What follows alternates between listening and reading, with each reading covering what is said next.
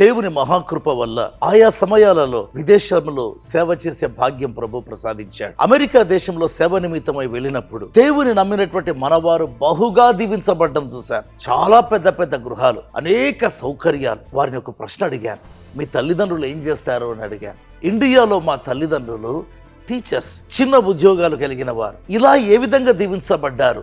వారు చెప్పే సంగతి, ఎల్లప్పుడూ మా తల్లి మా తండ్రి దేవుని వాక్యాన్ని ధ్యానించేటువంటి వారు. అవునండి, కీర్తన 112 1-2 వచనాలలో ఎవరైతే దివారాత్రులు యెహోవా వాక్యమందు ఆనందిస్తారో, బహుగా ఆనందిస్తారో, వారి సంతతి వారు భూమి మీద బలవంతులవుతారు అని వ్రాయబడింది.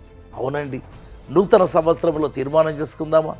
నిరంతరము దేవుని వాక్యం చదవండి, ధ్యానించండి, ఆనందించండి. మీరు దీవించబడతారు. మీ సంతతి వారు భూమి మీద బలవంతులవుతారు.